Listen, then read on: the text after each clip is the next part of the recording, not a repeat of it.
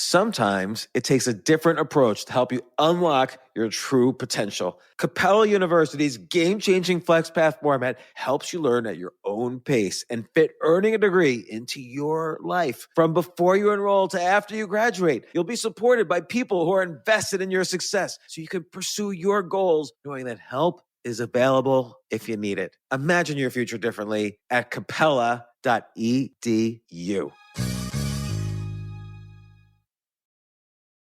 AI might be the most important new computer technology ever. It's storming every industry and literally billions of dollars are being invested. So buckle up. The problem is that AI needs a lot of speed and processing power, so how do you compete without costs spiraling out of control? It's time to upgrade to the next generation of the cloud, Oracle Cloud Infrastructure, or OCI. OCI is a single platform for your infrastructure, database, application development, and AI needs. OCI has 4 to 8 times the bandwidth of other clouds, offers one consistent price instead of variable regional pricing, and of course, nobody does data better than Oracle. So now you can train your AI models at twice the speed and less than half the cost of other clouds.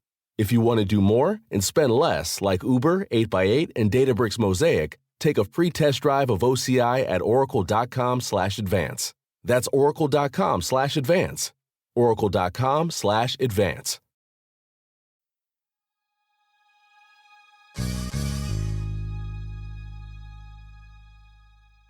Jay, that was an intense story. Yeah, it's crazy. Like, I almost cry during your conversations. Yeah, I mean, but look, she's overcome the obstacles and it's amazing to see how she did it. And it's a valuable story.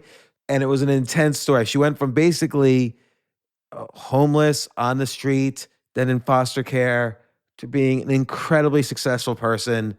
She describes what she went through and how she rose up. What a powerful story. Here she is, Soulaima Gourani. And also check out her recently funded AI startup, Happio, HAPPIOH.com. Here's the story. This isn't your average business podcast, and he's not your average host. This is the James Altucher Show.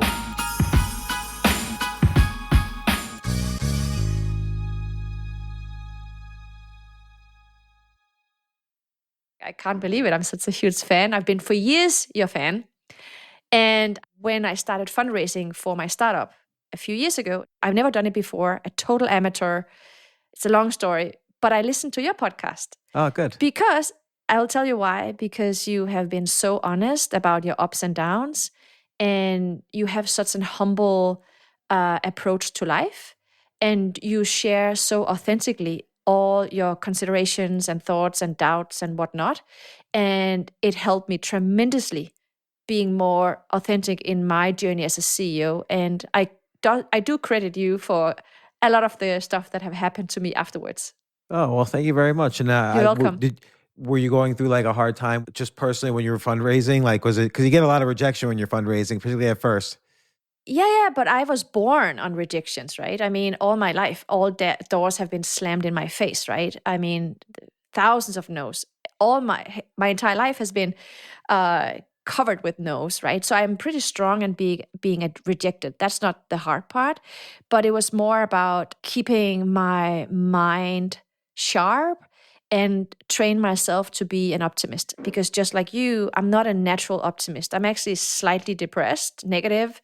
I mean, I can explain, but throughout your entire podcast, all the shows I've listened to, you have had your ups and downs, and you have shared so generously how you stayed curious and optimistic and all these things, and you're eager for learning throughout those processes and seasons, if you like.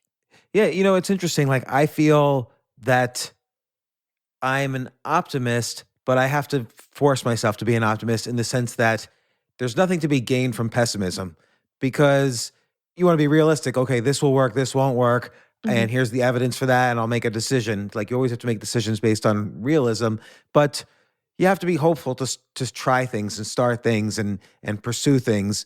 And experience helps gain the optimism doesn't help you gain the realism, but nor does pessimism. Experience helps you, and having good network of people around you helps you gain realism.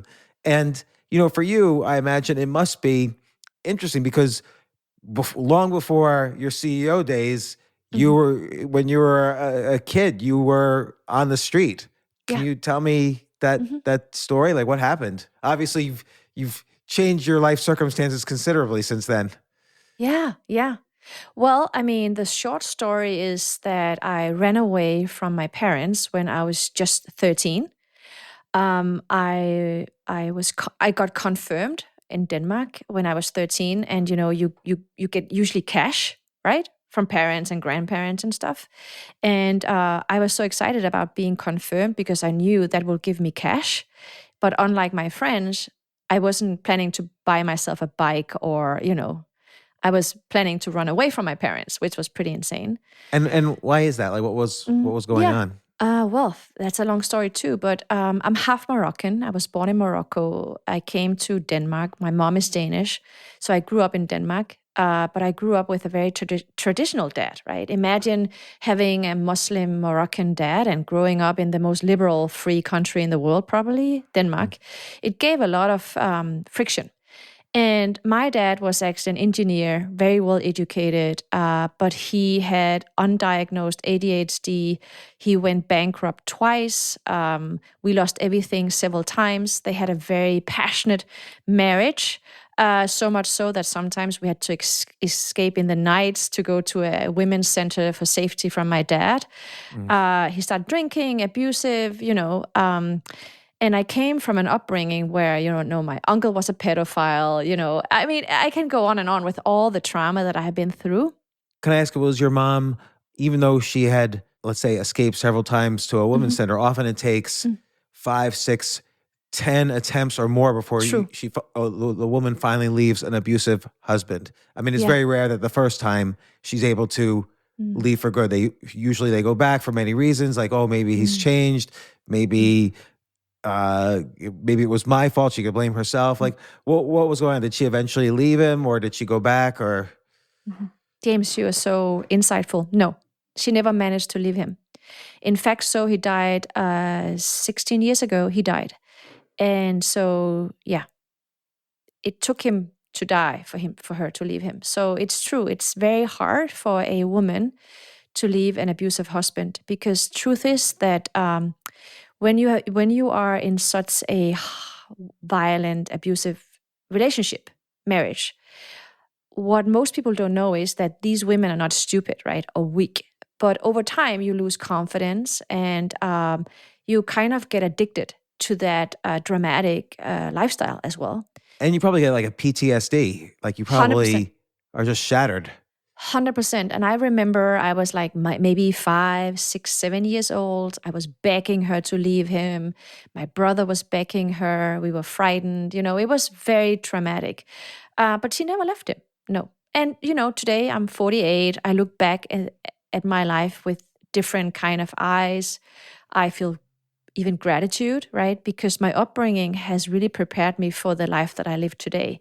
So I'm no longer angry, upset. I don't feel like a victim, but I am aware that my trauma score is very high. Actually, so much so that when you look at what I have accomplished now as an adult, I think I have 0.2% chance of living the life I live today, right? So I've really beaten all odds. Right. I mean, that's what struck me when I first was, when we first met through Avo and stuff.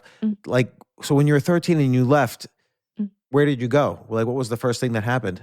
Well, I hope you don't mind me asking. No, please. No. I think it's, it's so, I was in India teaching at Indian School of Business. It's like MIT, but in India, super smart people. And I stood up and I shared my story with the students that I ran away when I was 13. I lived in the streets. And usually people get shocked, right? And just like you, I guess. But in India, the students were just like, yeah, and so move on. For them, it was not a big deal because it was India. You know what I mean? But in any other country in Europe, this is a big deal. Sure. Well, I mean, I gathered, clothing. I wrote a note to my parents that I had left and they shouldn't be looking for me. they called the police, of course, and all the newspapers were alerted, and I was front page on the newspapers in Denmark because they were searching for me. And eventually, a few months later, the police found me. I was living. I mean, some family members were hiding me, friends, and then they found me, and they transported me to an institution, children's home, right? It's a 24-hour open institution where you bring kids in that, cannot be at home for some reason. Very tough place, James. It's a very tough place. Were the police and whoever found you, were they sympathetic to your cause and just that there was no place to really take you other than this institution? Yeah, they called my parents, but my parents didn't want me back. So I went to that institution, and I was there with a bunch of really interesting kids, I would say. And I was just 13. It's really, and I was sitting there, I remember, with with a little bit of cash from the welfare office, whatever. And I had a pack of cigarettes, and I was sitting there literally 13 years old with a pack of cigarettes and a few note, $100 or whatever. And I didn't know what to do with my life. And that institution, actually, after a few months, they sat me down and they said, we cannot have you here. You need to go back to your parents. You need to go back to a real school because you're too smart for us to have you here. We will destroy your future. And I didn't want to go back. But my parents then agreed on taking me back. But I was only home for a few weeks. It didn't work, and then I ran away again. And this was there time, an inciting event? Like, was your father... It was just a mistake, it didn't work. I mean, we immediately start fighting again and, yelling, and it was very unpleasant. And I should also tell you that a few days after I returned to my parents' house, I went back to my old school. And I came to school really excited to be back to school. I loved going to school. This is 7th grade. And when I came to school, just before everyone returned to their classes, one of my teachers came to me in the schoolyard. Everyone had left in for classes. And he kept me there, and he looked at me. I'm just 13, James. And he looks at me and he said, you're no longer welcome at this school. And I said, what? And he said, none of the parents want you back in the class. And I couldn't believe it, because there was one place on earth where I really felt I really wanted to be, and that was school. It was just my home that didn't work. It was my home was broken.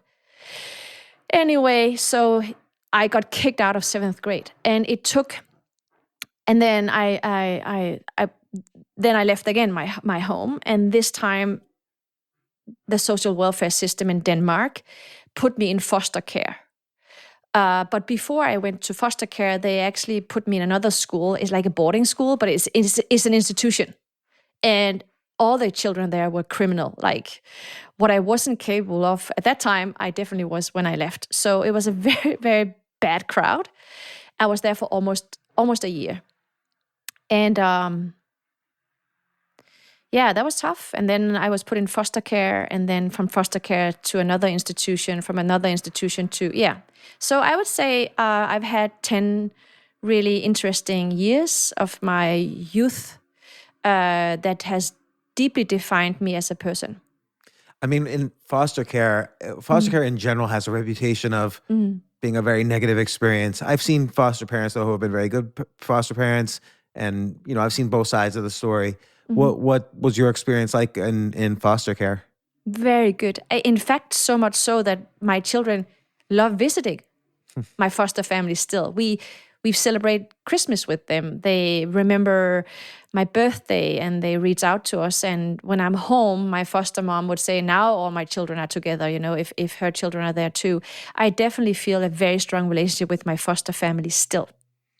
Oh, that's great. They went to my wedding and everything, yeah. And then at what point, I guess when you're 18, do you have to leave the foster care system, or what happens? Like, do you go to college then, or what did you do? Yeah, I mean, I left earlier because they lived a bit away from the main town, So I left the family when I was just 16 and a half. And I started living by myself in a house that was governed by the social system.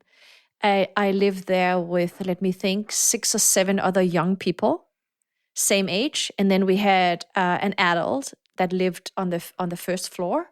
But we ran the house like any other adult. Like we had cleaning schedules, grocery shopping schedules, cooking schedules, but we ran the house. We had like our financials, our books, we had to pay rent. It was so by the age of 16 and a half, I was living a completely adult life with all the concerns that you would normally have when you're like 25, maybe, you know? And so were you working during the day or trying to study or? Yeah. I did study actually. Yeah. I graduated, the high school and all that. And, but I was working, because I needed to make money. So I was cleaning in the nights or bartending or, I took a degree as a personal trainer. I did all kinds of stuff that could give me an income. So I've always worked outside going to school as well.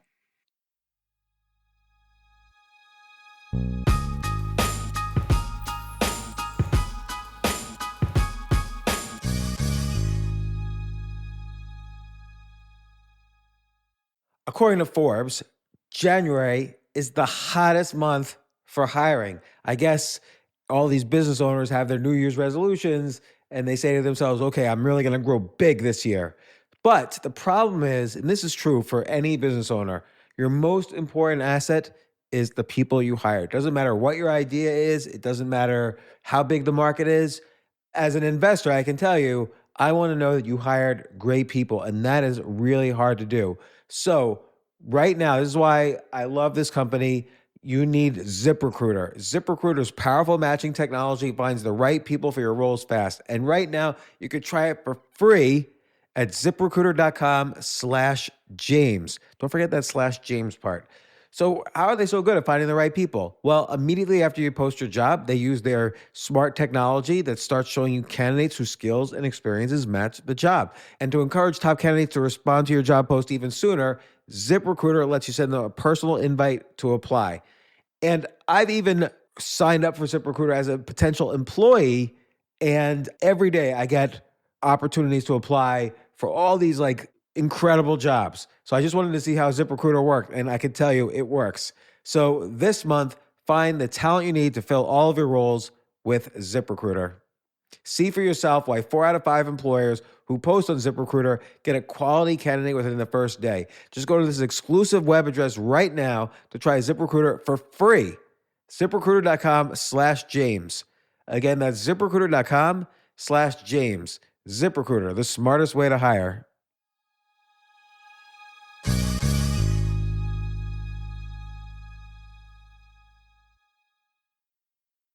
You know what I love about fantasy sports is that even though I'm not going to be a great basketball player or a baseball player or a football player or whatever, I feel like I get to participate and make decisions and use my knowledge of these different leagues or these different sports to compete. So it's like I can pick my team or I can pick my favorite players and I could use my knowledge to make predictions and maybe even make money. So with the basketball season here, you can now pick combo projections across football and basketball from the Specials League on Prize Picks. This is a league created specifically for combo projections that include 2 or more players from different sports or leagues. Want to play alongside some of Prize Picks' favorite players like rapper Meek Mill and comedian Andrew Schultz, who's also been a guest on this podcast, and I've been a guest on his? You can now find community plays under the promos tab of the app to view entries for some of the biggest names in the Prize Picks community each week. Look, Prize Picks even offers a reboot policy so that your entries stay in play even if one of your players gets injured. For football and basketball games, if you have a player who exits the game in the first half and does not return in the second, that player is rebooted. Prize Picks is the only daily fantasy sports platform with an injury insurance policy. What? So, I love playing it. I love anywhere where I can use analytical ability with my interests to demonstrate some skill and maybe make some money. And I like the game-like aspect. I do wish they had chess as a category on prizepicks.com, but I'll sign up for what they've got. Maybe I should make my own fantasy chess league. But in any case, I love PrizePicks. Go to prizepicks.com/James.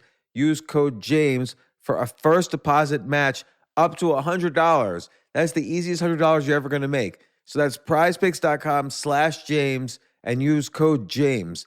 Daily fantasy sports made easy.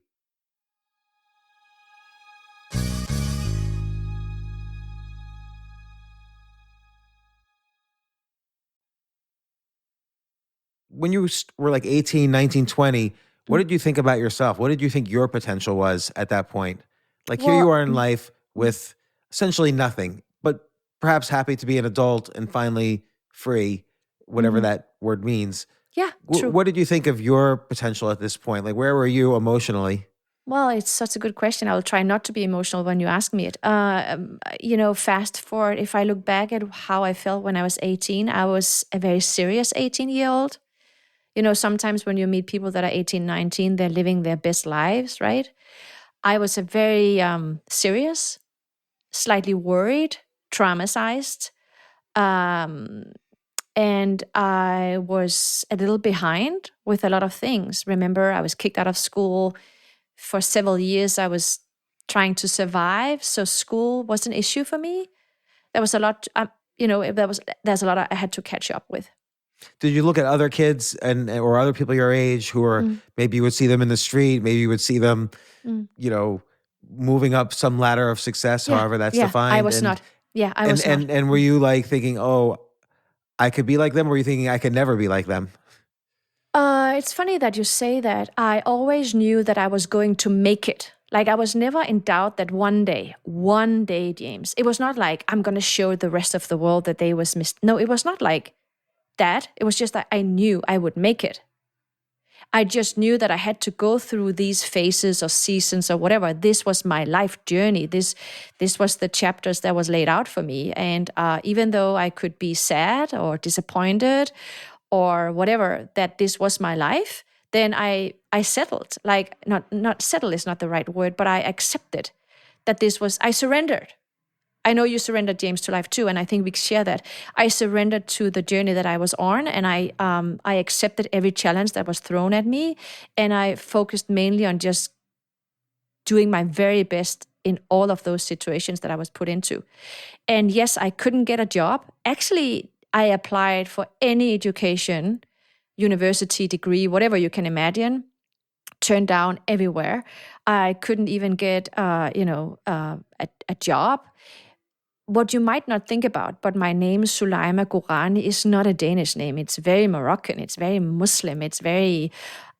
so if I send any applications, no one took me. In fact, when I was just about 18 and a half, after I have sent out several applications, I just became a student, I graduated, I couldn't get a job. I went to because I was part of the social welfare system, there's an office and you can go and, they can try and find you a job as an adult, whatever.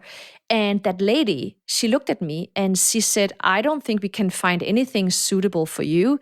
The only job that I have right now that you can begin on Monday is to be painting, was a building or whatever, like an we can activate you so that you can get some welfare money, but you have to paint that wall. That's the only job that comes to mind that I can give you. And I'm like, really? Really? And instead of taking the job, I went and I took my passport and I moved to Switzerland. Wow. So that's a big change. I guess though you were comfortable with being in different situations at the very least, like more so than many people your age, perhaps. And so you had the confidence. Do you think that gave you the confidence to oddly pick up and move to another country? Yeah, I've done that 4 times now. Well, I think it's in my DNA. If something doesn't work, despite all I do and all my good intentions, instead of staying, I'm not running away. That comes to mind, but that's not what's happening. I'm like, okay, if I have to move myself physically to another place to make it work, then that's what I'm going to do. I would think Switzerland would be just as hostile to Muslims or actually any non-Swiss people, because it's a very closed society. They're very different from other European countries, Switzerland. True. And very traditional still. in Switzerland back then, when I was 18 and 19, they were looking for Danish women who would come and be a waiter, like in restaurants and bars. And I have been, serving people in restaurants and bars most of my youth, because that, I switched between being a dishwasher, waiter, or cleaning lady, right? I mean, the hospitality industry is very important for people like me, because you can not only make yourself a salary, but it's a very welcoming industry, right? For immigrants and people who don't do well in school. In many ways, just like the tech industry, which what I work with today. Those two industries are very welcoming for anyone who who can work hard and don't complain. Tech and hospitality, two very generous industries for immigrants. So I moved to Switzerland, and I worked there for 6 months, and I managed to make enough money. They tip very well, James. They tip very well in Switzerland. Well, that's good. I should tell my daughters they're actresses / writers / waiters, bartenders. Yeah. So As they should be, right? That's the journey for many creative. So I collected a lot of money, and then I moved back to Denmark. And then I had enough money to move to a larger city. Denmark is very small, but we have a few big cities. We have Odense, Copenhagen, and so forth. And I moved to the second biggest city in Denmark, and that was called Odense. And I worked there for a few years in different stores and shops and stuff. And then at some point, I ran out of money. And I considered studying something, right? And but I couldn't get in, really. I didn't have the grades. I didn't have the connections to get in anywhere. But I managed to find an education that lasted 4 years, and you didn't have to have high grades, and you could apply, and I did. And they accepted me, and I studied there for 4 years, and I hated it. Every day. I was not good at it. I hated it. But the good thing about that program was that it did motivate you to move to a different country every year as part of the program. Oh, really? That's an interesting program. That's I like that. Yeah, it was critical. It was What countries did you move to? So I moved to Switzerland, Luxembourg and Norway as the two main countries, and then that took me a step further to US afterwards. So it was very interesting. So I moved to Luxembourg shortly after. Luxembourg's like one of those countries. I've never met anybody from Luxembourg. Like, what happens there? Nothing. I just imagine there's like a lot of like wealthy people there. Yeah. And that's about it. Old wealthy people. It's Miami, but in Europe. Well, I think Luxembourg is very. Everything is in order, right? Everything works. It used to be just like Switzerland, financial institutions, wealthy people who would live there. I got an Erasmus scholarship. People started noticing me at that point, James. That was really where it started. Slowly, people recognized that. In what sense? Well, Danes don't move around a lot, right? And moving countries for a job is not something you have to do if you're Danish, right? You can live your life comfortably all your life in Denmark and do fine. Once you start leaving the country and you return and you leave again, you start making noise, right? And I think it was around that time that the Danish government, a minister of some kind, social minister or whatever, picked up that here's a young woman that is doing an extraordinary effort to make it in life. And she happens to be Danish, half Danish. And they interviewed me for a report. And that led to another interview. And it turns out I became, out of nowhere, I started becoming some kind of a role model. They studied me, James. They kind of started studying me, which was a surprise. How old were you at this point? Maybe 19. 20. Wow. Mm-hmm. And I never thought about it, that I have a certain way of thinking. I never thought about that it's a miracle that I survived my own life. In some sense, I mean, I'm not saying anything is good about the situation that happened to you as a child, but you definitely had to learn skills that other 19-year-olds are not learning. And that is interesting, because it's very rare for someone to have to learn those skills and then, like you said, move on to success, like an education and living in these other countries and other situations. And to survive that, people probably were curious, like, well, what are these skills she developed and how did she develop them and what's she doing now and so on. Mhm. Yeah, so I became a role model project for the Danish government. And I have participated in, I don't know, 1,000 talks and podcasts and interviews and reports and I don't know what, because they're trying to find out if you can channel a few of the things that I've been through and the way I handled it to other young people. Because I'm not the only one, right? I'm not the only one that is going through these things or have been through these things, but I might be one of those who kind of made it to the surface, right? And someone saw me. So in a way, I've been lucky. Did you keep in touch with anybody that you knew from the institutions, like the other children who were in I do similar? not. No, I do not. But my foster parents I was there this summer and they gave me a long rundown on all the young people that I know and have known and with whom I also shared my foster family with because they had other foster kids than me. And it's very traumatic. None of them have barely survived their own life. Wow. And at what point did you start, I imagine here you were on this unusual path. And again, it's both a curse and a blessing in the sense that True. to be an entrepreneur, you have to basically go on an unusual path. You have to discover something that no one has discovered before and do it in a unique way. Not in every case for an entrepreneur, but in most cases. You went through all this trauma. And again, you probably had your own version of PTSD, just like your mom from growing up in that situation. Yeah. What were the consequences of that? Like what was negative going on in your life then? I never really thought about I could have post-traumatic stress disorder. But and I have never been diagnosed or anything, but lately, because I've been interviewing other leaders that are looking into psychedelics, trauma, post-traumatic stress disorders and stuff, ADHD and stuff, I'm like, yeah, I'm 100% sure that I have a great amount of those to deal with. And I was just never diagnosed, right? So should I, or should I just live in unknown about that?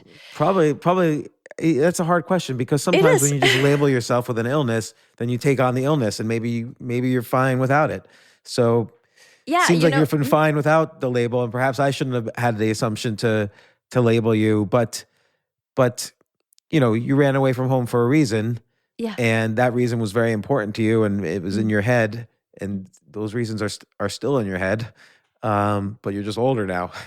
Yeah, and now I'm a parent, right? So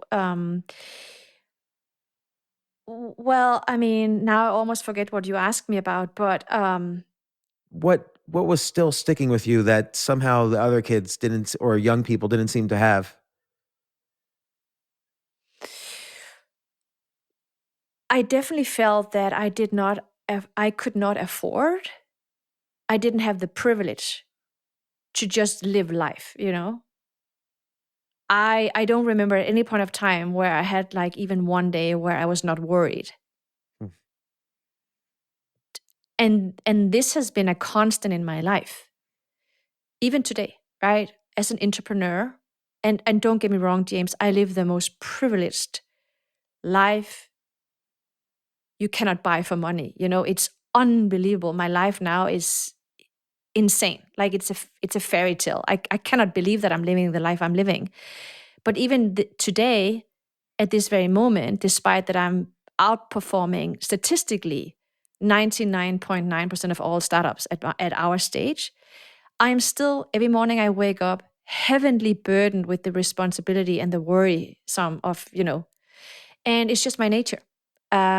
Someone told me a few years ago that those who survive are those who are slightly paranoid.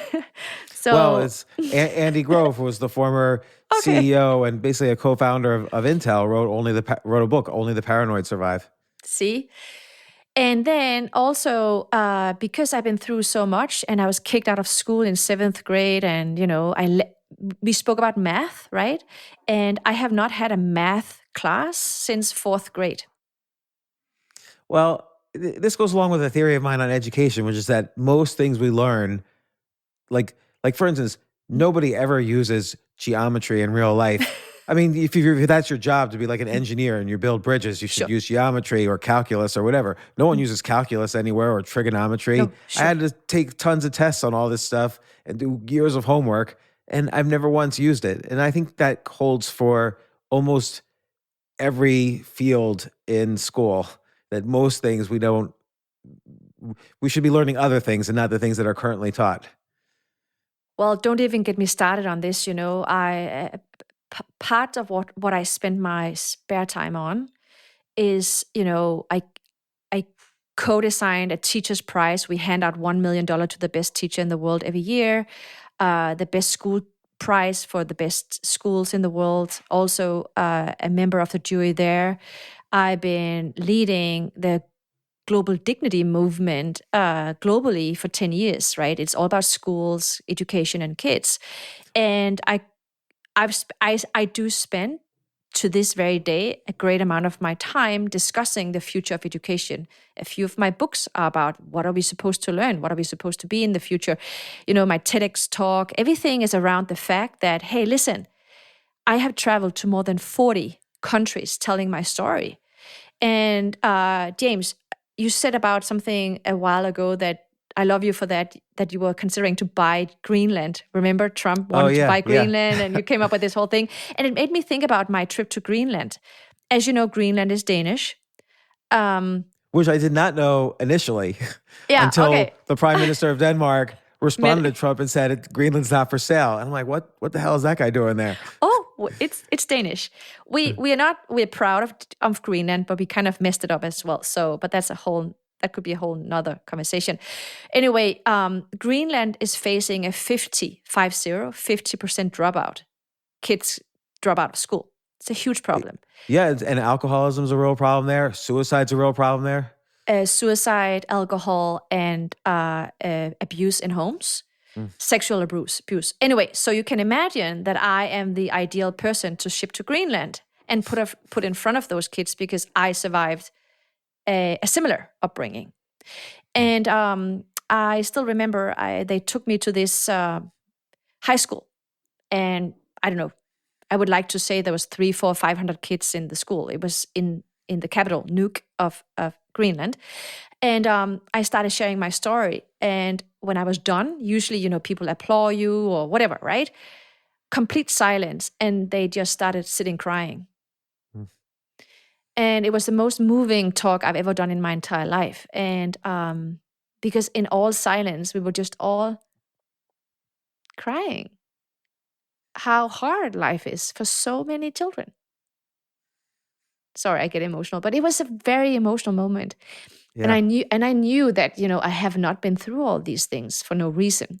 I am supposed to bring that hope back in some way. And that is why I cannot help myself from sharing my story. Not as a victim, but more of, yeah, I know. I was,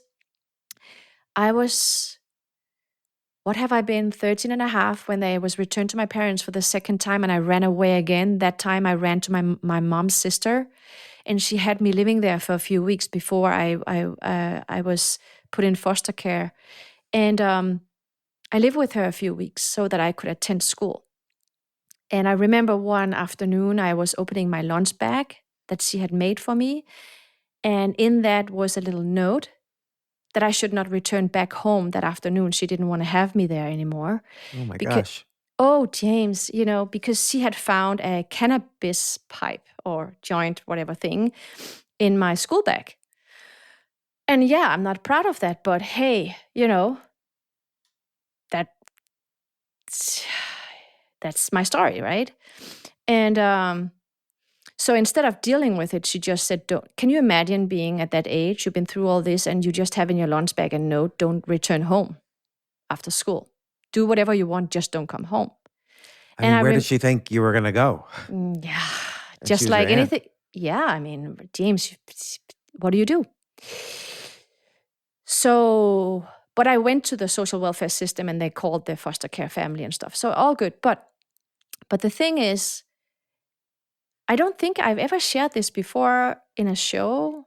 I don't think so. Anyway, that afternoon I took my bike after school, but I didn't know where to go. and I was standing on the bridge, and thinking that I should just jump. I didn't. And I'm so happy I didn't.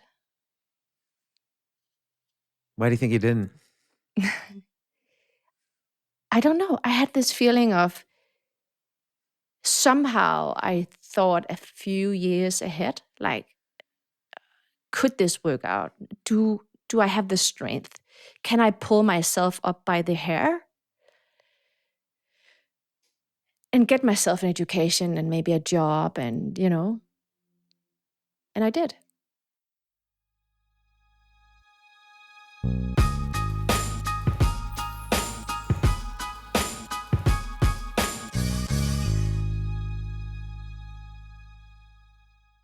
AI might be the most important new computer technology ever.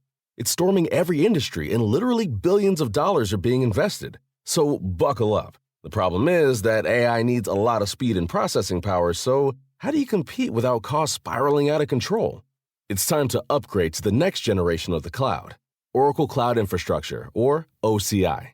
OCI is a single platform for your infrastructure, database, application development, and AI needs.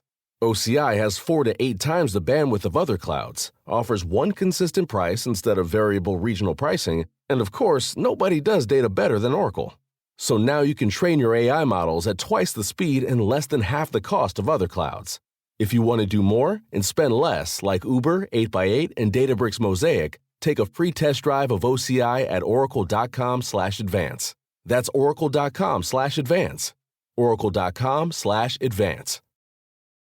So a lot of people have been asking me, hey, how do I learn how to play chess, or how do I get better at chess? And I do want to recommend a good site. I have no financial benefit in recommending this. If you go to jamesaltuchershow.com/chessmood, it's by far my favorite chess site for learning. There's like 400 hours of instructional video, right from beginner to openings to analysis of interesting games. That's jamesaltuchershow.com/chessmood. And you get about 20 days for free. And just to try it out or do whatever you want with it, jamesaltuchershow.com/chessmood. Fast forwarding, like then you achieved all this incredible stuff and survived, and then even went to school and went to all these other countries. What then propelled you even further? Because then you started being a consultant to really big the biggest companies in the and world. Yeah, it's incredible. then of course you became an entrepreneur and so on. Yeah. Well. Remember I told you that I studied that awful education that took 4 years and that motivated all the children to move out 3-4 countries during the study. In my final year, I was offered to go to Norway. And I was offered a 6-month program at the foreign ministry in Norway. They offered me a position for 6 months. And that turned around my life. And here we go. Because I came there and I'm a survivor, right? I'm a social, intelligent, street smart hustler, right? I get things done. I'm extremely good at networking, if you may. Why? Because that's how I survived. That's how I got clean clothing or food or a bed to sleep in or whatever, through networking, right? That was my survival skill. And so I have a very extraordinary skill for relationship building. It's really my number one skill, but it is my survival skill, right? Funny enough. And so I started working at the embassy, and they, took me out to conferences and whatnot. And, I was exchanging business cards like no one else. And they realized she's a talent. And I decided I want to pursue a career in the foreign ministry. I would become the first Danish-Moroccan ambassador ever.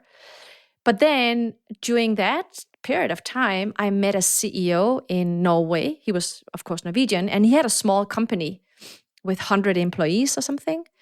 And he has been thinking about starting a new product, a new software product. There was nothing yet. There was just one string of code, one developer. It was really an innovative side gig that he was thinking about starting. And we met, and through the work, through the embassy, because he really wanted to export his software into Denmark. And that's the job of an embassy, is to build trade relations, right? And so we started talking, and then he offered me a job. And that was the first time ever. I must have been 21 something, 22. And he offered me a job. I had never, ever in my entire life, ever been recruited or offered a job anywhere at all. It was the first time. And I didn't speak the language very well, Norwegian, right? I did not. It's similar to Danish, but it's still a different language, right? I had never worked with tech before. I knew how to turn on a computer, but I had never worked with software before. And I had never been, a salesperson per se. Definitely not SaaS software sales. Forget it. But I thought, why not? Let me try it. And within 6 or 7 months, I had done the biggest European installment of any early stage software ever. And we had no marketing budget, nothing. And fast forward, 4 years after, we were in 44 countries. I had scaled that company. I had returned to Denmark. I lived in a penthouse apartment in Copenhagen. I made hundreds of thousands of dollars a month. I was throwing the wildest champagne parties in Copenhagen. All this within 4 years. Wow. So what do you think made your sales, like what was your sales technique? Well, I have a really good eye for, I've always done early stage software, where there basically is nothing, right? There's no proven sales pitch. There's no return on investment paper. It's all vision. It's all, we can draft this together kind of thing. And that demands require a very special set of skills. I now know that, but I didn't know that at that time. So it happens to be that I'm very good in identifying in any country who is the most powerful person in that country that I should know. How do I get in touch with that person? How do I get a meeting with that person?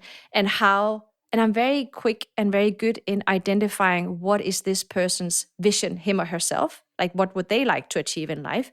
And then I speak into that vision with the product and say, let's go on this journey together, shall we? So what's an example of like you're entering into a new country and who was the important person? How did you meet them? And you're like 21, 22, 23 years old at this point. Why would they meet you?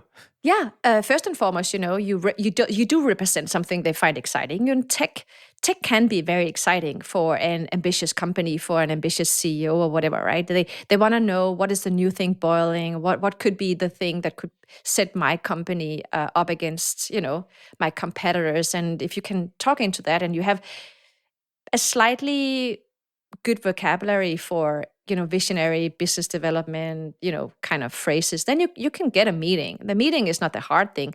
The hard thing is to get in there and build that vision and make them trust you that you can build that together with them.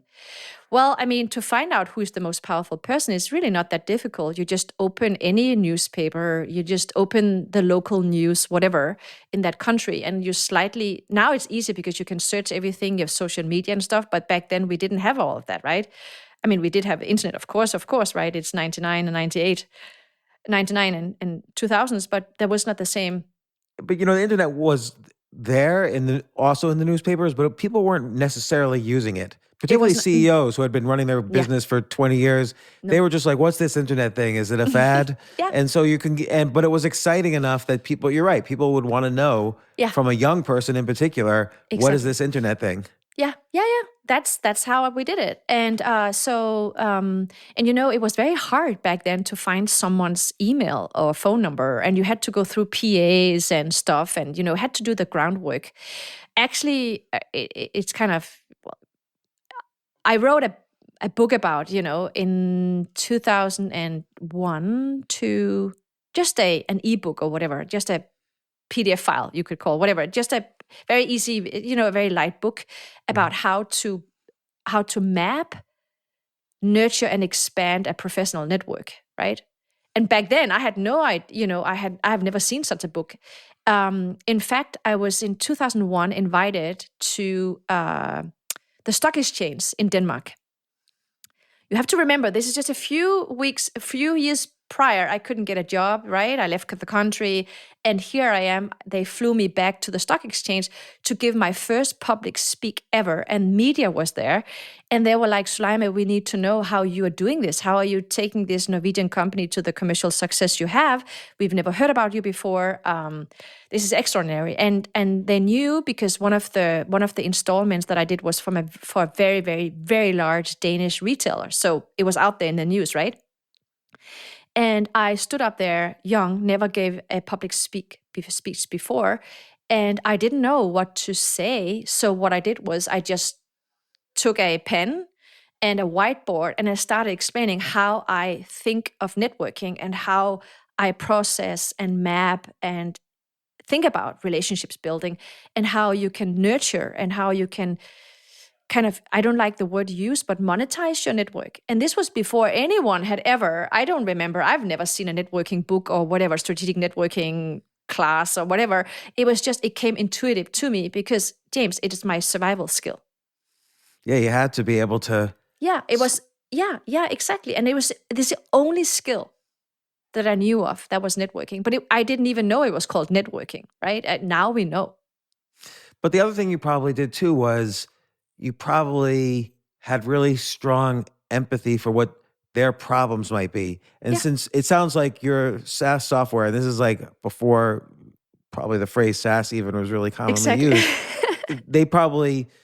they'd say, well, we need this, and you probably said, we could do that, whether or not you could do it. 100%. That's it. Yeah, that was a bit. That's great when you're selling something that actually, that's the one benefit of not having a competitor. When you have a competitor, you could say, well, we're better in this way and we're worse in this way, and you guys decide. But when you don't have a competitor, sometimes it means there's no competitor because there's no need. But the internet was so new, SaaS software was so new, there probably was a need, but you had to kind of figure it out together with the customer. Yeah, and luckily we could deliver, right? It was really good software. What did it do? Like what kind of? You're gonna laugh, but it was so you have to imagine this is year 99, 2000, and I was mainly selling to retail chains, and I spoke to the headquarter of any chain, right, retail, and I said, wouldn't it be amazing if you could sit at your headquarter and you could see real time the sales, and if you could, push education and notifications and messages to each of your stores. And it's great. It's so great. It's still a really great software. And we did very well. And this was before business intelligence, data management, e-learning. Yeah, this whole thing became a huge industry. It became we were dashboard just for CFOs and CEOs. Exactly, and real time for your stores, right? And so I did really well with that, and I was living the best life in Copenhagen again, and I couldn't believe my own luck. And then something completely unrealistic happened. I made my parents so happy and proud. I don't think they've been any prouder of me. Then I got a call from Heidrick & Struggles, the big headhunter company. Yeah. And they were like, someone wants to hire you. And I couldn't believe it. I was like, really? And they said, yeah, it's Maersk Shipping, the biggest shipping company in the world. And they were like, they want you to come and be responsible they have a new department. It's called e-learning. And they really want you to come and build relationship with the biggest financial institutions and companies and customers. Maersk Shipping had a IT department called Maersk IT, and they wanted to hire me. And I'm like, wow, I cannot pass all the IQ testing and whatnot. So I don't know, they only hire the smartest people. It's to this day, it's still one of the most prestigious companies to work for in the world. Sure. They do. Yeah. People might not have heard of them, but they do, for instance, a lot of shipping out of the Middle East for everybody in the world to have oil. Yeah, so. I mean, the blue containers with the little star, that's Maersk. And I knew it couldn't, at that point, I couldn't believe, it couldn't become bigger, right? And they wanted me to come and work for them. They want to recruit me. The tables had turned. So I ended up accepting a job, and I... what happened to the company with the SaaS software? That guy was probably upset that you left. He was very upset, but he was very sweet about it. I think he was proud also, right? And in the farewell... Did you have shares? Like, were you able to monetize your... I did have shares, but it was before I really understood how to monetize those and buy them. And stock options are really not easy if you're in Denmark. It's still not a thing they really know how to do well. So people don't have ownership in startups and so forth. But anyway, well, in his farewell speech, he said something super kind. He said two things. He said, when we hired you, we could not understand a word of what you were saying because I spoke another language, right? I speak Danish and they speak Norwegian. And you had never done such a job before, but we decided to hire you. And I said, well, I still don't understand why you hired me. And he said, because when you walked in that door, we felt all your energy. And we knew that you would learn anything that you need to succeed in the job. And here we are 4 years later. And, he's still very proud because then, fast forward, I became 40 under 40, Thinkers 50. I became young global leader with Mark Zuckerberg. I've received all those kind of rewards afterwards, right? So he's still very proud because he kind of found me, if you will, right? Yeah. Mm. And so now you're at Maersk, and then I had Maersk, and then Maersk ended up selling the department that I was part of. IBM bought us, and I never envisioned me working for IBM. I'll tell you, I love IBM. I have the deepest respect for them, but they just work slightly different. I had more freedom at Maersk. I could do it my way. That was definitely not the situation in IBM. So I met with the CEO of IBM actually for Denmark, Ole. I hope he's still around. I'm not sure, but we had I get a chance to meet with him even. Like it was here I am, this foster child, school dropout, was kicked out of my mom's sister's house because of a joint. Who am I sitting there in my suit with the CEO of IBM? And he said, Soulaima, I cheer you. I admire you. I just don't think IBM is for you. Like I think you're more unique than that. I don't think you should spend your life in IBM. At first, I was very devastated. I felt turned down. But he gave me a gift, he set me free. And it took only, I guess, a few weeks. Then I got another call from another headhunter from Hewlett Packard. And then Hewlett Packard said, would you like to come and work for us? They have never had, I was the youngest that's hire. funny because they have similar cultures to IBM, I would think. I don't know.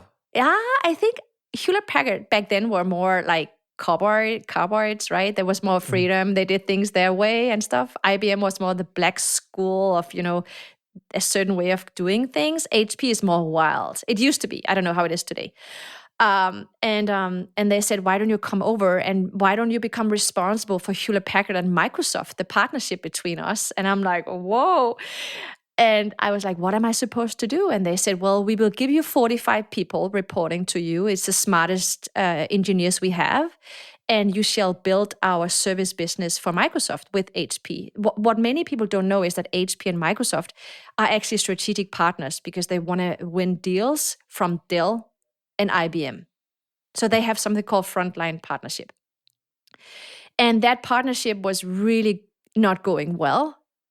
I think to some extent you could even say that Microsoft and HP did not like each other. And they said, can you go and fix this?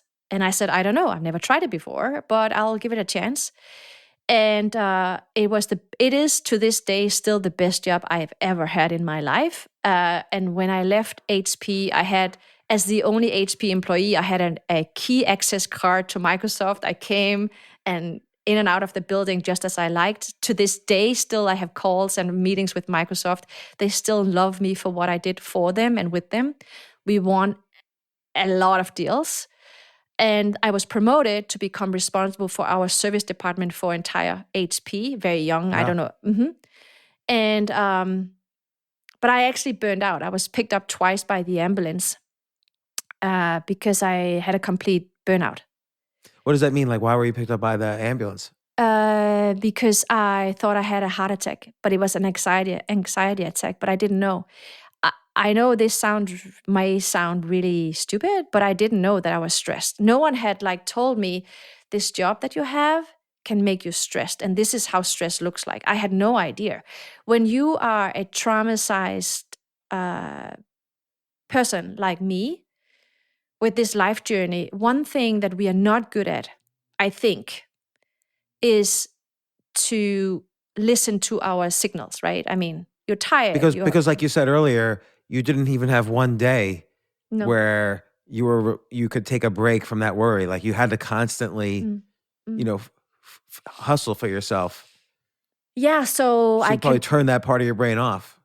turned it off completely. I have actually been practicing the last 10 years to acknowledge that I'm tired or I need food, or I was 47 kilos. I worked 20 hours a day. James, I loved it, but it's not healthy, right? So I was picked up by the ambulance, and my doctor said, if we're picking you up one more time, then I want you to quit job. And I couldn't quit. For me, my life was work. I was really good at it. Finally, I found something that I'm good at, very good at. So I decided to leave my position. There was a new CEO from HP, both globally, but also in Denmark. And I left my position and I took a smaller job. I took a small job that was international, director still, but only with 12 people reporting, medical device, something else, just a cozy little job. And I took my MBA and all that on the side, of course. And I got my MBA, by the way, I was not even halfway qualified to take an MBA, but MBA, the school gave me a wild card. I can tell you about how I managed to get an MBA without being qualified. But and then a few months later, I find out that I'm pregnant in the new job. And I tell when did you meet your husband? Yes, that's a very, very important question. I met him when I was 20, just before I moved to Luxembourg for that job in Luxembourg. I met him in a bus. And I met him, but I didn't talk to him. I was with my girlfriend, and he was in the bus with his best friend. And we didn't talk, but we saw each other. And I told my girlfriend, oh my God, if I could marry that guy, he's the most beautiful person I've ever seen. And he said the same thing to his friend. We didn't know. And then 6 months later, I meet him at a bar, and he pulled me in, and whispers in my ear, we need to talk. And we've been together ever since. That's 28 years ago.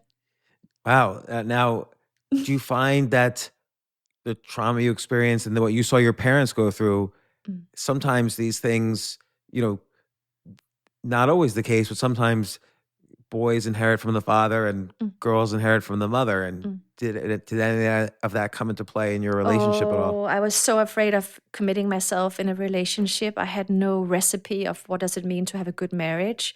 I definitely did not want to have kids because I was so afraid of, maybe I would, traumatize my own children. I've heard that if you have been abused as a child, you might end up abusing your own children. I was very afraid of all these things. But Brian, my husband, is the most healthy person, the most non-traumatized person I know on earth. He is emotionally sober. He's so sober. Like, he is incredible. I mean, James, he saved my life. I don't think I would have been around if it wasn't for him. He has been my everything. And I don't say this lightly, but I'm not easy to live with, as you can imagine. But I'm not scaring him at all, right? He's just in it, full-time, super committed. There's two things I'm very proud of in life. I mean, in this podcast, we talk about job and career and how incredible it is that I've had this journey and that I have this journey. But the credit goes to my private life, 100%. I have the most incredible children. It's not easy for them either to be my children, right? Imagine. And he is my guardian angel. It's incredible what you can do in life when you feel loved. That is incredible. I think that's true because I think that frees up. Look, people are either anxious about money or relationships and also health. Yes. And if you don't have the anxiety, so let's say that's equal thirds in people's, let's say, I like that pie chart of emotions. If you don't have the anxiety in the relationship, I think that's so much extra energy you could devote towards career and health. You can't start a company if you're arguing with your spouse every day. You cannot. You cannot. You cannot. Yeah, I think you're right. And we agree on everything when it comes to our core values, right? We agree on how much money do we feel comfortable making or not making, right? Where do we want to live? What does freedom look like? How do we want to raise a family? What makes us happy? And I'm kind of sad you cannot see it because I'm sitting in this great light and we have this studio. And for everyone that's not watching, I have an incredible studio. But what you cannot see is that I'm sitting at my kitchen table in my 2-bedroom apartment in Palo Alto in Silicon Valley.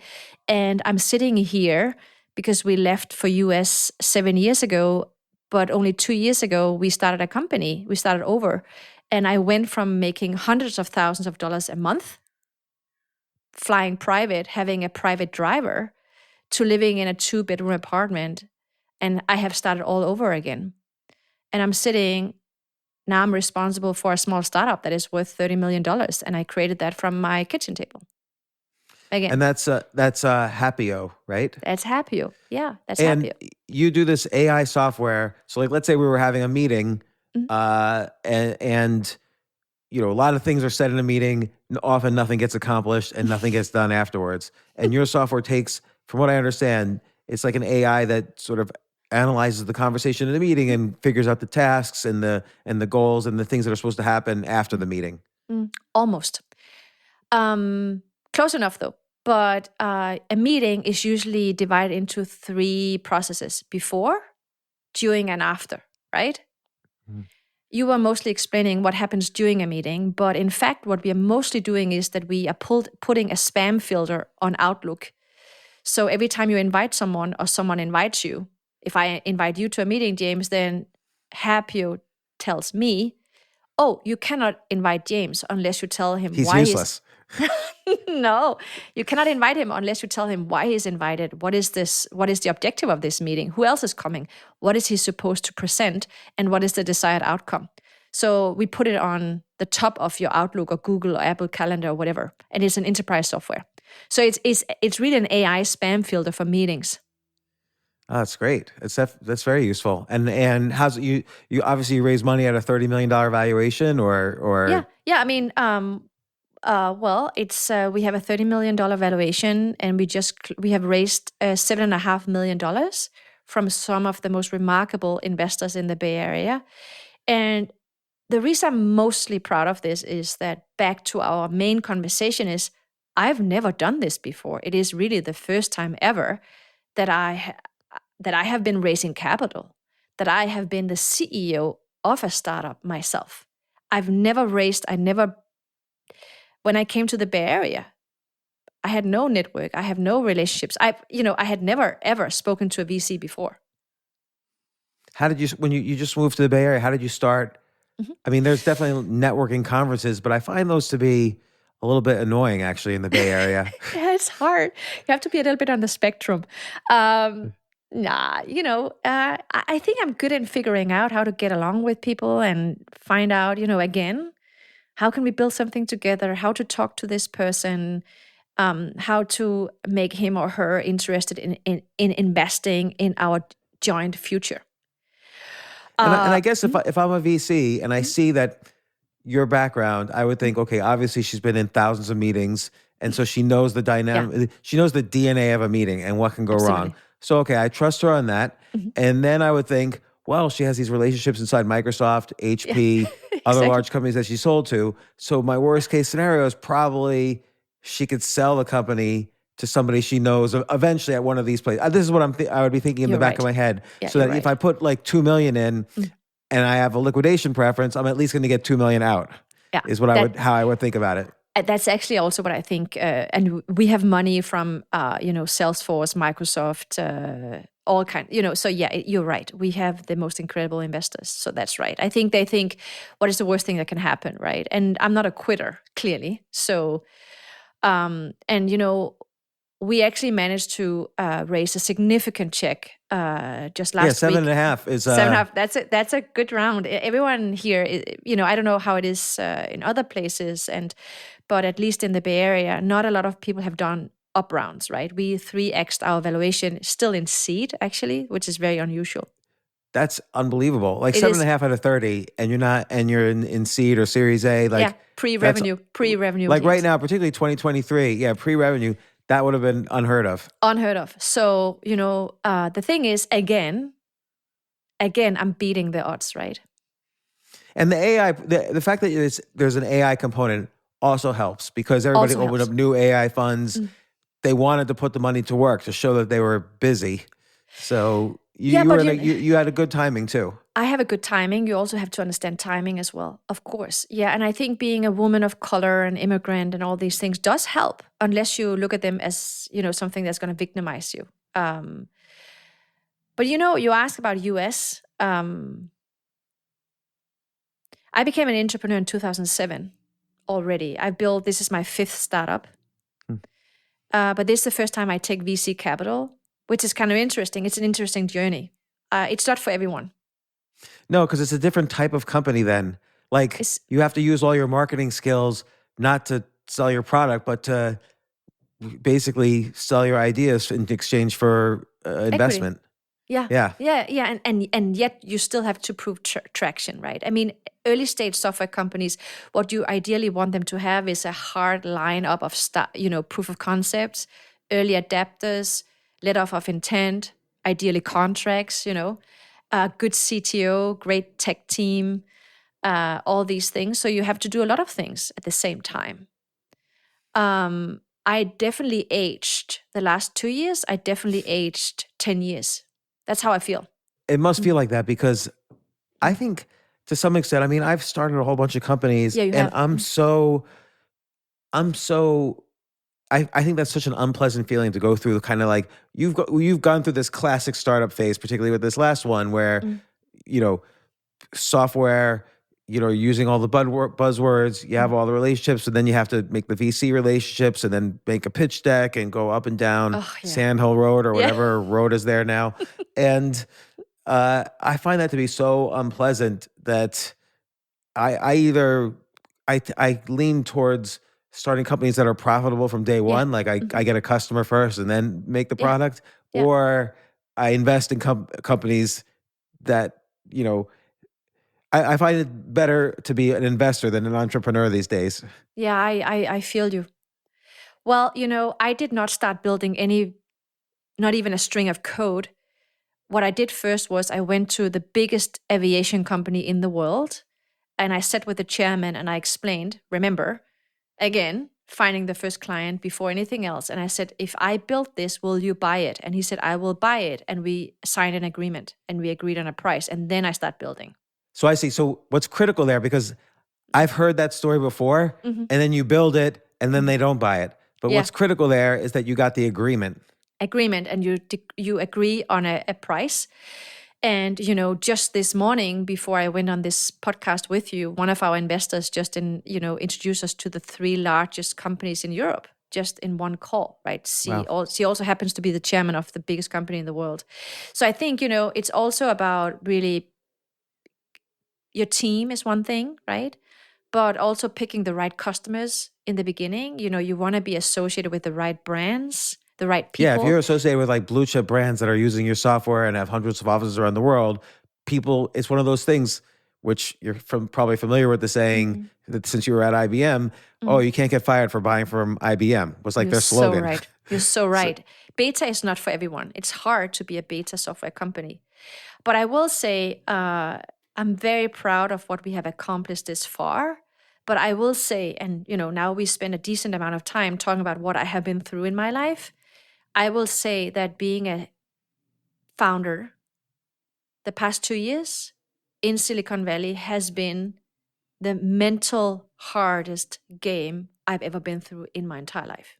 And I know it must sound silly, but I've never been this afraid for my own mental well-being. I've never been this worried. I actually have never had a situation where I said to my husband, if this continues this way, I think you have to lock me up somewhere for a week. I've never been there. I've never been this far out. What's been the hardest part? I think it's the psychological pressure. It's all the rejections. I mean, I'm used to being rejected. James, even when I was a child, like when I was first grade, I invited kids over for my birthday and my mom had prepared a birthday meal, but no children came, right? I mean, all my life has been like that. Yeah, it's horrible. Sometimes my children even cry when they hear stories about my childhood. Oh my gosh. It's so sweet. But listen, that's okay. I've been rejected everywhere. I couldn't get a job, I had to leave my country and everything. But it's the pressure. I was warned against becoming a founder in Silicon Valley. I don't know if it's Silicon Valley-ish or if it's just, I don't know. I was warned that this would be hard. It's a combination of a lot of things.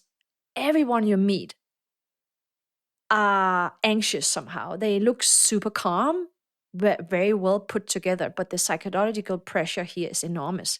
I mean, on my right-hand side, I have Tim Cook. He's my neighbor, Apple. I have Larry Page, Google, on my left-hand side. I have Steve Jobs' widow, Lorraine, lives down the street here, and I have Marissa Mayer on my left, right? So my street is just crazy. So even if I raise 7.5 million, my neighbor just raised 2.3 billion or whatever, And so, I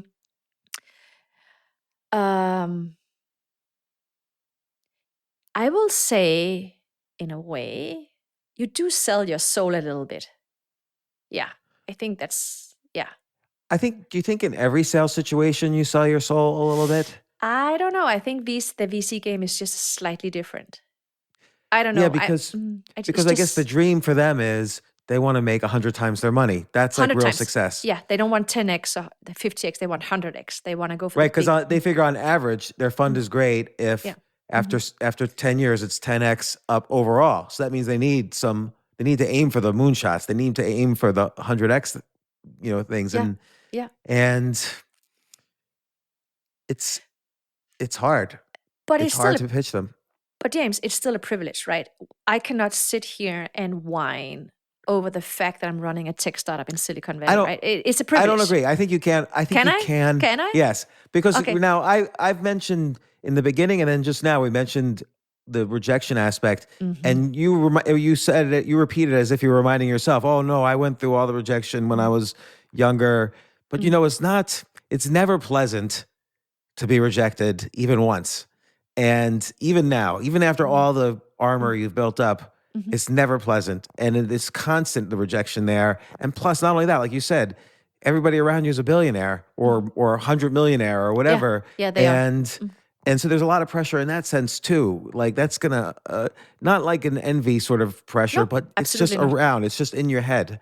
It's taking up real estate. Like Silicon Valley, I think is weird mental real estate somehow, which is why I never moved there. But I always wondered if I should. Like I never did, but I always wondered if I was going to regret it later, moving there. You just moved-ish, right? So will you put another move and you're just settling where you're living now? But you could live here, and I'll tell you why. Because you love learning. You love people. You love stories.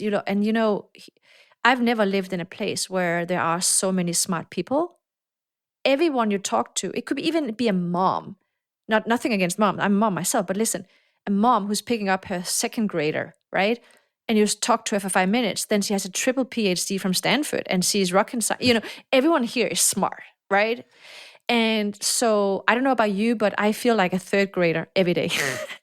No, I bet you that's exciting. And I know a lot of VCs in Silicon Valley. I know a lot of people there, and I probably know some of your investors, I'm sure. Yeah, probably. And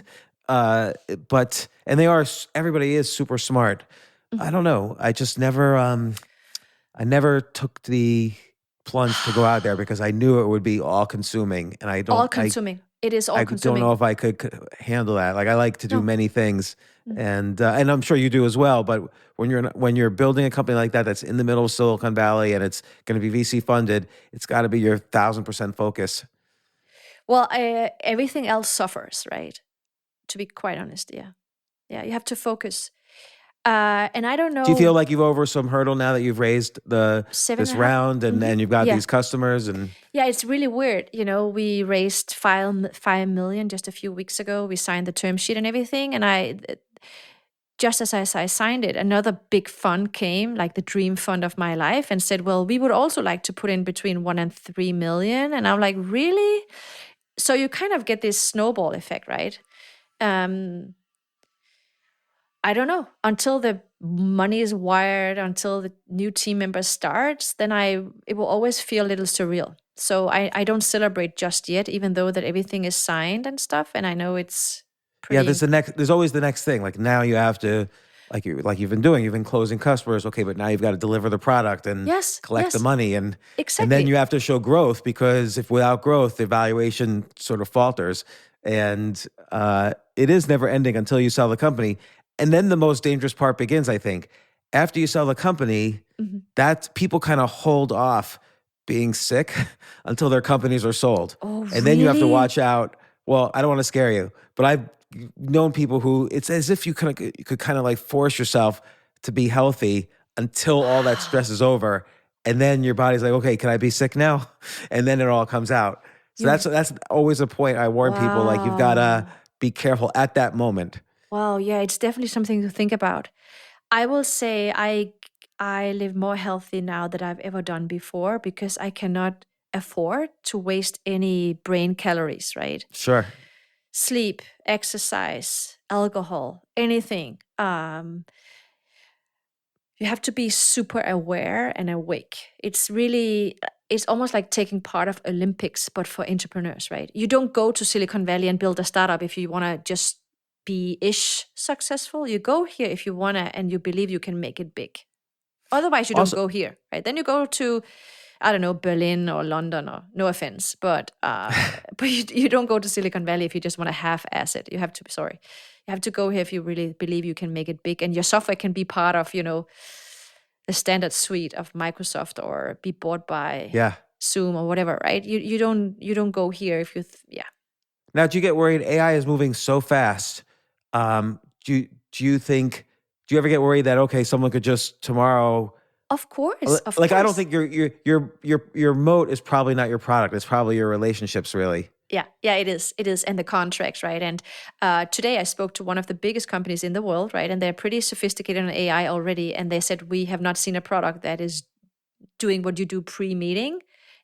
It's really the pre-meeting market space, right? No one is attacking that. Everyone is doing note-taking and post-meeting follow-ups and stuff, but no one does anything pre-meetings, which is really weird because you can diagnose a low quality meeting long before it takes place. Who cares about what is going on during the meeting, right? Because then you're there, right? But I really don't want you to be in that meeting at all if it's not worth your time. Yeah, I So, can see how like so if let's say I'm the CEO of a company and I'm evaluating your product, I could think to myself, well, can my IT department do this? Well, do I really the budget's set? Do I really want to dedicate their resources to this when I could just buy this product right here? It's just off the shelf. yeah, I mean, you should ask your CTO, right? If you are a CEO of a big company, hey, listen, John, Ben, Jane, how many percentage of our meetings are worth people's time? If the CTO cannot answer this, then you need our product. Yeah, and so that's good. Well, congratulations on the round. That's incredible. And really, congratulations on everything. By the way, I should mention you write a column for Forbes, and your column today was Snoop Dogg talking about self mastery. So I just wanted to ask, like, how do you? And I believe you. I actually once wrote an article this was about, I think in 2014. I said Snoop Dogg should be CEO of Twitter because he was jokingly himself saying he should be CEO of Twitter. And I said, here's 10 reasons why Snoop Dogg should be CEO of Twitter. And he reposted it, like he retweeted it and said, he's got the message. So I think I agree with you. Snoop Dogg is fantastic. I think he should deserve much more applause than he does, right? He's so extraordinary, talented, and insightful. Yes, I write for Forbes. I have a weekly show for the World Economic Forum. Every Saturday, I interview head of states from this humble kitchen table, right? It's pretty awesome. I've done that for 4 years. I've interviewed Malala. I've shared a stage with Arnold Schwarzenegger. I've done incredible stuff in my life. And that despite the fact that I learned to speak English in 2007, right? I mean, everything I've done in my life, I've done it through hustle and access to free education online. I really just wrapped it together somehow in my own way. I should tell you, by the way, when I built Happio, one of our investors gave me a playbook, how to build a successful SaaS company. There's a playbook for that. I looked at it. It was next to me lying next to me for a few months, and I was so obsessed about it, right? And only when I threw it out That was really when I started thriving. So I also think sometimes we're so obsessed about reading how things should be done that we forget to maybe follow the flow, surrender, see every situation, even every person we meet, not categorize them as good or bad, but just as a learning. And Well, I really believe that life will not let me down. She has invested too much in me to let me down. and I think also you have so much experience on every side of the table Mm. that that is going to propel your business forward more than a book, more than some kid who, built a SaaS company and sold it for 400 million and then wrote a book about it. Mm. Like, you've got the real deal on both sides. You're providing value. And I think always leading with value is really strong. Yeah, and then being sincere in why you're doing it, right? You spoke a few weeks ago. Have you done that a few times in your podcast? Building something meaningful is what needs Yeah. to be done. You cannot, hope is important, passion is important, all these things. Motivation. I don't believe in motivation, right? I'm driven by my principles and healthy routines. And then I have vision, and it has to have a great deal of purpose. That's a real interesting thing you just said, that you don't believe in motivation, because No, I I don't. agree with that, because if you only work when you're motivated, I you're going to wouldn't- work 1/10 of the time. Like, you have to. What success is working when you don't feel motivated. When you wake up and at 4 in the morning or 5 in the morning or whatever you do, and you get up even though you don't want to, Yeah. and that's success. It's just like anything else. I don't know about sport. I didn't grow up with sport. I couldn't afford the privilege of thinking about sport. I was trying to survive. But when I was 15, 16, I started exercising, and, I started running. And fast forward, I've done a few extreme races since then. I did a few miss fitness competitions. It's bodybuilding for women. I've done all kind of ski marathons and whatnot, just extreme stuff, right? And every time the recipe has been the same. I sleep in my gym wear, right? I put my shoes out, so when the alarm went off at 5 a.m., I don't have to argue with myself. Do I feel like running? Of course I don't feel like running. So I don't trust my motivation. Motivation comes and goes, but your principles and your routines, they are there to stay. So you better make sure that you have healthy routines. Of course, you're not a machine, right? I'm not a machine, but just 2, 3, 4, 5 healthy habits overall in your life will set you up for success. And I am really not that smart. I am not. I don't believe that. I No, don't but believe. no, but James, no, I'm serious here. I'm not. I have not had math since 4th grade. That's not smart. I mean, No, that's but not an example no. of. Okay, but you know what I mean. I'm not educated, right? I keep laughing because people are so much more educated than me. And I actually think it's a good thing that I'm not super educated, because I can afford, I have the privilege of allowing myself to be an amateur. And unlike a lot of people, I don't care if I only have 1 subscriber for my newsletter or 1 whatever, because I have always started out with nothing. Nothing has been given to me at scale. And you can laugh. That's fine. People have laughed at me many times. You can reject me. You can let me be all by myself alone and don't invite me to anything. That's okay too, because I've celebrated birthdays and Christmases all by myself. So that's not a punishment. So in a way, even if I lose everything once again, I do know who I am when I have nothing, and I can live with that too. Well, it's been such a pleasure having you on the podcast. I'm glad our mutual friend Avatik introduced us. And where can people find you? Like, or where do you want people to look for you? Well, I love connecting on Twitter. So Twitter is definitely a good place, but I also have a homepage, soulaima.com. It's just my name, SOULAIMA.com. And then, LinkedIn also, Instagram, I'm also active.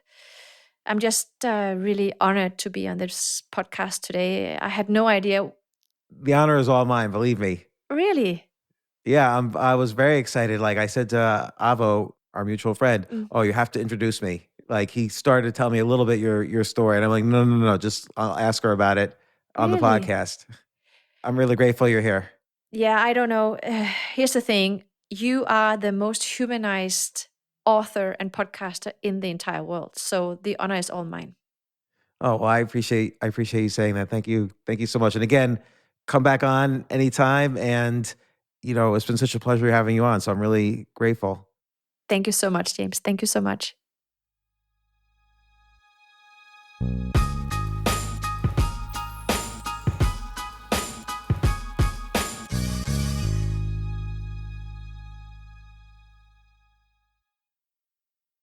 AI might be the most important new computer technology ever. It's storming every industry, and literally billions of dollars are being invested. So buckle up. The problem is that AI needs a lot of speed and processing power, so how do you compete without costs spiraling out of control? It's time to upgrade to the next generation of the cloud, Oracle Cloud Infrastructure, or OCI. OCI is a single platform for your infrastructure, database, application development, and AI needs. OCI has 4 to 8 times the bandwidth of other clouds, offers one consistent price instead of variable regional pricing, and of course, nobody does data better than Oracle. So now you can train your AI models at twice the speed and less than half the cost of other clouds. If you want to do more and spend less, like Uber, 8x8, and Databricks Mosaic, take a free test drive of OCI at oracle.com/advance. That's oracle.com/advance. oracle.com/advance.